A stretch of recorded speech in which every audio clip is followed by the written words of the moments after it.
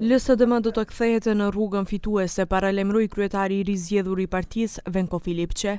Në zgjedhjet brenda Partijaka ishte kandidati vetëm dhe fitoi mbështetjen e 18.000 antarëve, ndërsa në deklaratën e parë tha se LSDM është e konsoliduar dhe e pret luftë e vështirë. Тоа е да се бориме против оваа влада на ВМРО ДПМН знам и влен, која што во изминатите 10 месеци само покажа дека ниту знае, ниту умее да се справи со проблемите.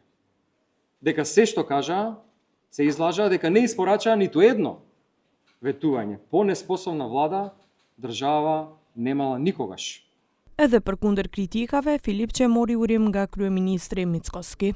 Мајки предвид дека ова владина говорница, јас би ја искористил оваа прилика да му го честитам реизборот на господинот Филипче и да му посакам успешна работа како председател на СДСМ.